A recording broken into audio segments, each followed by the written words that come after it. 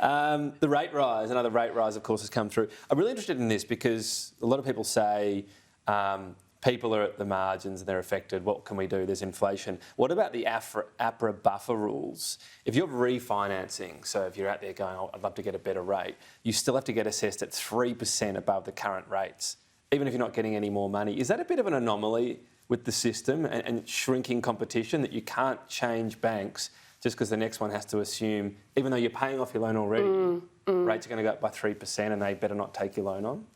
Well, I think it's incredibly difficult at the moment. I mean, I was watching people, news just who have seen their repayments double over the last year, and it is really biting. On top of the energy increases, the food inflation's almost at 10%, and I think the RBA has gone very hard, obviously, but in the lack of a clear fiscal strategy from the federal government, they've had to, and they've had little choice otherwise. So I think there is an onus on the government to be looking at a raft of measures to really give Australians the best opportunity to reduce the impact of this fiscal environment and the monetary policy decisions that are being made on their household budgets. And obviously that is one area that the government could actually look at. I've been really concerned in my own policy area about the government considering a truckies tax, which... And I'll talk about that in a moment, but when you're saying the government should look at that, this was something, the buffer rule after the Royal Commission, and it makes sense. You don't want to increase, banks having risky loans, but these are loans already in the economy. If people are trying to refinance and that's stopping them, that seems crazy, doesn't it? Well, I think it's something that needs to be looked at, obviously. I mean, in this sort of environment, we haven't seen these sort of pressures for decades.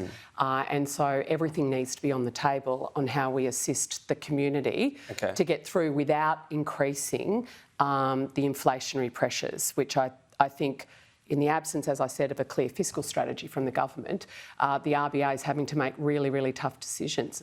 Okay, and the road user tax for heavy vehicles, is it the reality that these vehicles cause more damage? La Nina's hurt our roads a lot, that a bit of extra money is needed? Well, Tom, the reality is that every single product you buy, whether it's produced here in Australia or whether it comes in by a port, arrives to your shop or your home via a truck.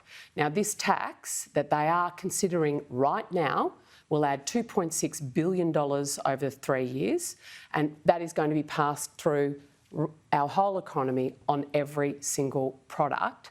Labor needs to rule this out because this is exactly the type of decision that Lowe and the RBA looks at. Where is the government going on these sort of things? These sort of decisions might seem quite minor and one-offs, but when they form part of an inflationary impact right across me, that will play into Lowe's decisions around interest rates. So the government has to rule it out before the May budget. We've been seeking to get the Minister on. We will keep asking. Thank you. See how we go. Bridget McKenzie, thank you. Cheers.